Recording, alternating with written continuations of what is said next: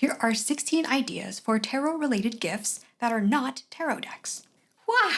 The ideas are based on this graphic I found called the ethical hierarchy of gift purchasing. So instead of buying a new item, consider doing any of these instead, either to give to other people or to yourself. The tiers here are give memories, give your time, upcycle, buy secondhand, make, ethical buy, and last resort is buy. I'm not interested in debating or comparing the individual ethics of each idea or each tier. This is more of ideas and encouragement to use what we have, to be creative with our skills and the materials that we already have. Most of these ideas are also related to interacting with other people. Tarot is not just about being in my own little corner doing readings about myself. It's more about helping me get to a place where I feel ready to engage with people again. So I always love ideas and reminders to engage with other people, not just stay in my own head. All of these ideas are typed out in the description as well, so you can just skip this video and refer to only the text if you want. I have it in list format and also in bingo format in case you like the grid visual better. All right, here are the ideas. First category here is make memories. Idea number 1 is reflecting on old memories or experiences. I know this is going to sound cheesy, but look, again, this is about making use of what we have, reminding ourselves maybe that sometimes we don't need to buy a new deck. This prompt comes from the book Unmasking Autism by Devin Price. Think of 3 moments with other people that relate to tarot that still stick with you today. For example, an author of a tarot book who wrote something that really stuck with you. Someone who made a video or comment or a blog post that really stuck with you. Someone else's interpretation or reading that really made you think. In reflecting on each of these moments, the important question here is, why did the moment stick with you so dramatically? The goal of this exercise is to reflect on some of these moments that were so pivotal in our experience that still stick with us. They guide our values moving forward. They guide our practice moving forward. They influence how we want to interpret cards, how we want to engage with the cards or with other people. And as a bonus, you can gift this to others by sharing that memory with that person, like telling them directly, like, hey, remember that video you made 5 years ago when you were just using your webcam and you had a really crappy mic? Well, I still remember that video and I still learned a lot from it. Idea number 2, creating new memories, having new experiences. It's similar to how instead of buying me a thing, someone could just take me out to a nice friend date and I would enjoy that experience with them so much more. For example, read or engage with tarot with someone new, a family member who you might never have considered reading for before, for a stranger out in public. I recently read tarot for my coworker and other people at her party. It was really nerve-wracking, but I ended up really enjoying it. Or you could also read tarot in a setting or a method that you haven't done before. Reading and chatting with people live online or in text in an online group, via written letters, via snail mail, or an in-person gathering at a local market or a coffee shop. You could even offer to do readings for free. And after these new experiences, you can reflect on how did the reality of the experience compare to your expectations leading up to it? How does this guide your values and your practice moving forward? It might teach you new things or reinforce things you already knew about how you like to read the cards, how you like to engage with people, but still, these new memories can be a gift to yourself or a gift to other people for them to experience your tarot in a way that you might not have tried with them before. And you can also try different tarot reading formats, like doing an audio recording of your spread or a video recording. I just discovered this website called futureme.org. I haven't tried it yet. You can use this website to send yourself an email at a later point. So you can send an email for like a week down the road, a month, a year, 5 years. So I'm going to try schedule sending myself tarot readings for the next month or quarter or year. Next category is give your time. So for example, sharing help, sharing your skills, sharing expertise.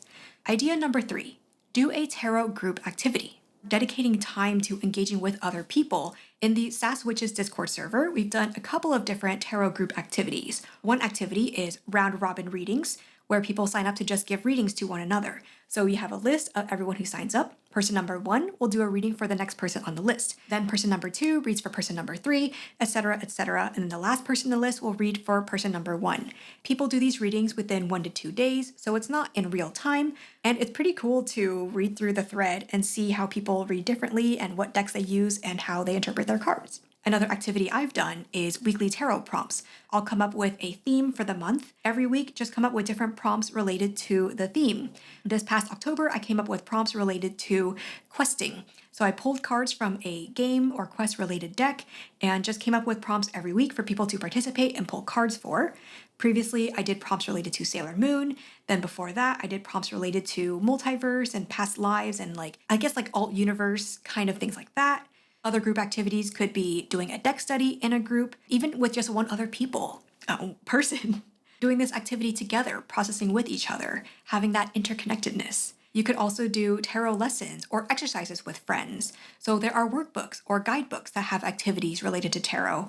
A couple that I have and really like are 21 Ways to Read a Tarot Card by Mary Kay Greer and Your Tarot Toolkit by Tom Benjamin. Both of these have lots of different activities and exercises and questions to ask yourself about the cards. If your friends don't know much about tarot, this is a great chance to share what you know, to really geek out about tarot, and you can use these exercises in these workbooks to facilitate some discussion. It kind of gets them more into tarot too, without being overwhelmed by an entire 78 card deck. And some other guidebooks might have activities related to each tarot card as well. For example, the Embodied Ecosystems Tarot Oracle deck guidebook and the Sacred Incantations deck. Both of these books have activities related to each card. Idea number 4, share your expertise relating to tarot, or simply your experiences. One thing I really love about tarot is how every creator brings their own life experiences and expertise to their decks. So for Kim Sen with the Way of the Panda Tarot, she really has this magical girl transformation, find your inner strength kind of vibe, and it really shows through in that Panda Tarot deck, and it's why I love it so much. Here on TarotTube, people talk about different experiences and relate it to tarot. For example, Imogen of Sapling Tarot doing this Tarot and Neurodivergence interview series or podcast series, talking with many people about neurodivergence and how our brains interpret the tarot and work with the tarot. Auntie Kay's Tarot talks about world events and her own political views, and then she does readings and reads the cards relating to the world events and to her political views. Even if you don't think you're an expert in tarot, you are at least an expert in your own life, what you know right now.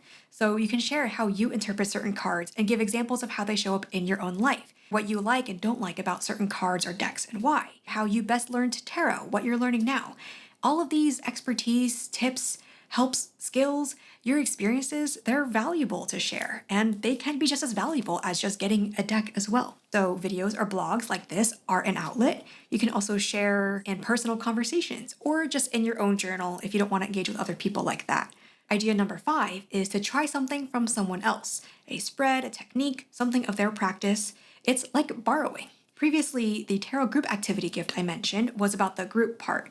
This idea tends to be more solo. It's about getting inspiration from someone else's expertise or experiences. For example, people come up with tarot challenges of daily prompts or spreads. So on Instagram, they'll post a tarot challenge, and every day of that month will have a different prompt or spread.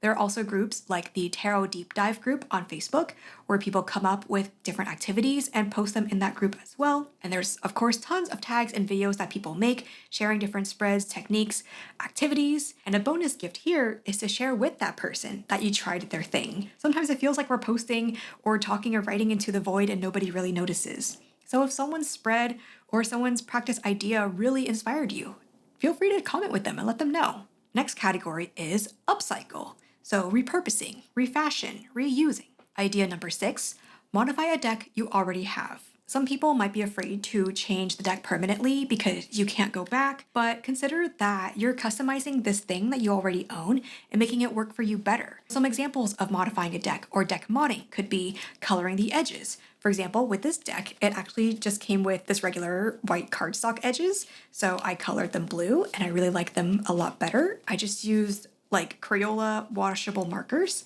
So coloring the edges is a deck mod you can do.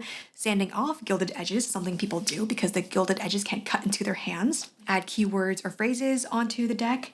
You can draw over things that you don't like. I heard of someone who drew over all the nudity in their deck. That's another example of customizing the things and making it work for you. Similarly, in the planner world, there are so many different planners that people design with different page layouts and different page distributions throughout the book, different book sizes as well. It's just impossible to find a book that will work for every single thing that you need. Just buy a blank notebook or a planner that is close enough to what you want and then customize the rest of it to make it work for you. Related to this, idea number 7 is come up with a different design for a card you don't like in a deck. Sometimes there's just that one card in a deck that whenever it comes up in a reading, it just makes us go, So how would you redesign the card? You can draw your redesign in your notebook. You can sketch it roughly. Or you can just describe it in your journal, just using your words. I don't know how else you would describe it.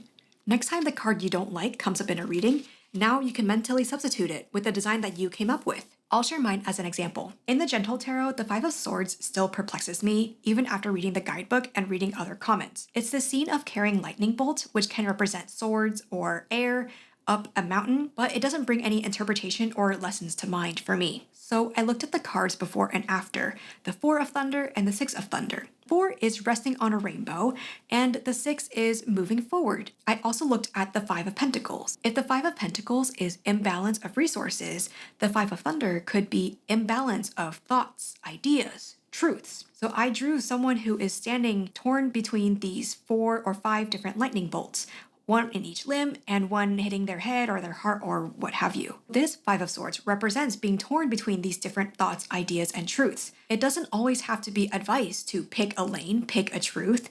It can be an acknowledgement that multiple truths and multiple unknown things can exist at the same time, even if they seem in conflict with one another, and even if I don't know which way to go. Some things might make sense or seem the most correct now, and other things may make more sense later. So now that I have this redesign sketched out, every time I draw the Five of Swords from the Gentle Tarot in a reading, I can substitute it with my own vision for it.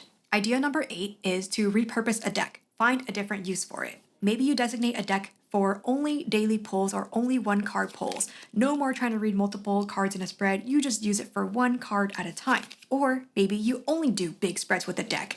You don't get enough from one card at a time, you gotta do 7, 10, 20 cards at a time. Use a deck for only nighttime reflections, or for ancestor work only, or for only reading with other people. You could also do arts and crafts with tarot. For example, the Tarot Activity book by Drea Bloom exists. Some of the example activities in there are using tarot cards in collages, or gluing cards together, or gluing them to a box. This could be a great chance to use those counterfeit decks that you accidentally bought, or these other decks that you can easily buy other copies of if you really want it. People can sell decks for really cheap secondhand, repurpose them into other arts and crafts. If you like some of the cards in the deck, but you don't want to keep all the rest of the 70 plus cards, you can mail the cards to someone else. So just pull 3 random cards and mail them to whoever wants to receive some random tarot cards. You can also leave random tarot cards around for people to find, kind of like leaving random fortune cookie messages around. Leave a random tarot card, and on the back of it, or on an attached piece of paper, you can write a message or a reading, something for someone else to find. You could also repurpose books or other items to use in conjunction with your tarot practice. Dawn Michelle, for example, has recently been repurposing a poetry book to use as her tarot journal. So she's collaging and recording her readings inside a poetry book. Cool stuff. Idea number 9 is to play a card game with a deck you have.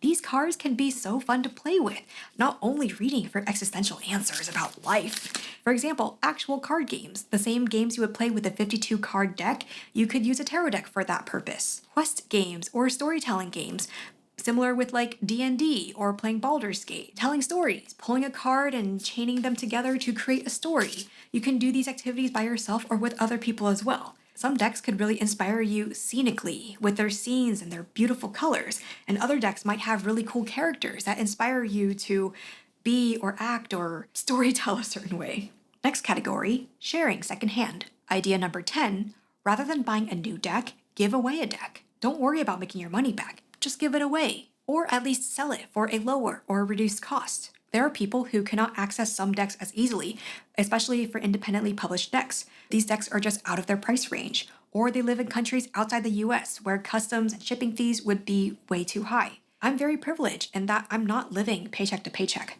which I know many people cannot say the same. Let's share the wealth. Instead of worrying about making back my money, like I bought this deck for $60, I must sell it for $50 or $40 to try to get my money back, I can recognize that I can afford to give and share more. I can afford to give away a $60 deck for like $10, or like if people just pay shipping for $5, I can afford to give it away and I'll still be okay. It's a gift to a stranger. You could post in your tarot or witchy group or other group about giving away some of your tarot decks, and you can specify that you'd like them to go to someone who doesn't have easy access to decks. You'd like to prioritize those people. There's also buy nothing groups for your local area on Facebook. People might post things that they're giving away for free, and so the people in the immediate local area can come pick up, or you can go drop them off for free, sharing the love, sharing the wealth. Idea number 11, trade or lend decks to someone. It's the same energy as borrowing your friend's thing because you don't need one of your own long term, but you just want to try it out for a bit. It's also like borrowing board games. It's not practical for me to buy every single board game out there because my friends have so many different board games. I can just play their copy of board games. Joe of Pointed Logic Tarot and I swapped tarot decks earlier this year because we wanted to try things out from each other's collections. She sent me a few decks, I sent her a few decks, I gave her decks a trial run, got to look at them, ooh ah, try them out, and then I sent them back, and now I don't have to worry about keeping those decks long term. So my collection can be more of a tarot library for my friends to enjoy. Next category, making or crafting, using our skills, using our materials. Idea number 12, make a tarot-related zine. A zine is a self-published, non-commercial print work that is typically produced in small, limited batches. The beauty of this is how independent and homemade and crafty it is. You don't have to be super crafty or an expert to make a zine. It is a form of expression, similar to how making videos, making blog posts. You don't have to be perfect at any of this to just try to express yourself through this medium. This zine here, for example, is from Tarot Magpie. They have made 4 zines now, incredible. This one is called Everyday Spreads. 6 pages in this little booklet, and every page has different spreads. So coming up with your own spreads or prompts, or collecting your favorite spreads into a zine, a booklet like this. Or if you don't want to make a booklet, you can also just use index cards, almost like a recipe box, your index card box of your favorite tarot spreads. You could also put your tarot tips or tarot thoughts into a zine. I have this zine by Wesley of 22 Zines, an in-depth exploration of the Death Tarot card and related symbolism. So this one has musings, thoughts, comparisons, sharing experiences relating to the Death card.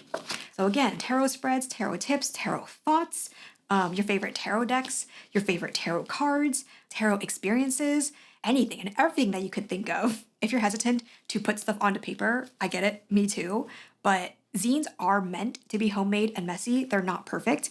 You don't have to make it with the goal of sharing it with others. It can be a fun thing to make for yourself. I'll link a few zine tutorials in the description. Idea number 13, make and send tarot snail mail.